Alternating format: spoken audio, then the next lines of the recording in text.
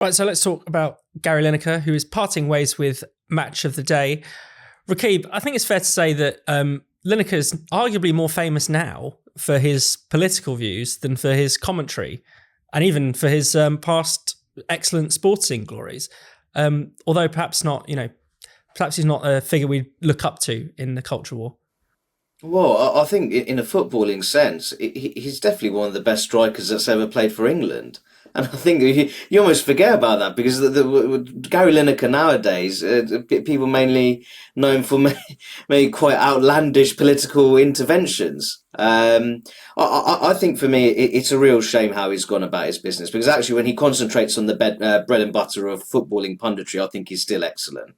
In my view, but I'm not sure, what are the provisions in his contract with the BBC and all the rest of it. But I just sense that that within the BBC, there's been a growing sense that he's probably just talking about politics a bit too much.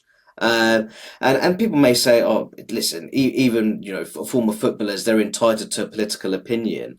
But I think that when that starts dominating your image while you're ultimately Match of the Day presenter, I think there is a bit of a tension there. And I do think that even when he's been on BBC duty, football related duty, he's still delved into matters of politics. So for me, it's a shame. I think that it's very clear that someone in there's actors within the BBC who clearly are of the view that he shouldn't continue in that role. Truthfully, I've switched off from Match of the Day for some time. I just look at the highlights which are produced by Sky Sports Football on YouTube. They're far more digestible.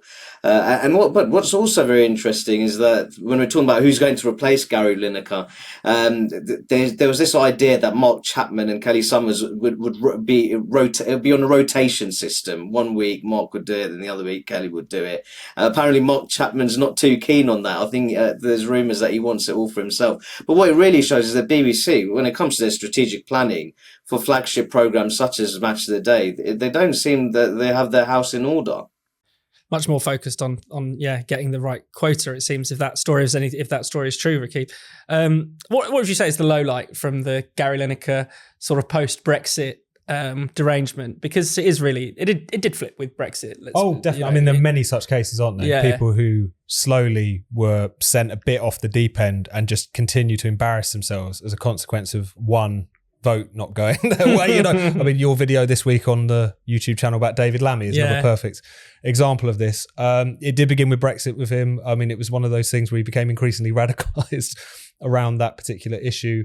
And then he just seemed to kind of, buy wholesale the whole sort of midwit agenda, So he got really anti-Tory, kind of reflexively anti-Tory, even to the point of indulging in these sort of ludicrous, hysterical depictions of what the last government was doing in relation to immigration as something that was as if it was rhetoric out of the 1930s. That was the infamous tweet, which obviously led to his suspension from Match of the Day, and then all of the other presenters boycotting and then them having record viewing figures as a consequence. But it was that was obviously such a low point, but really it was a low point because of what happened later. Was when you had Hamas's pogrom in Israel, truly fascistic behavior, and it was something that Gary Lineker had nothing to say about around the time. And when he finally did address it on Mehdi Hassan's podcast, he referred to it as the Hamas thing. So it's one of those things where just in terms of all of this rag bag of issues, he seems to just glean towards sort of virtue signalling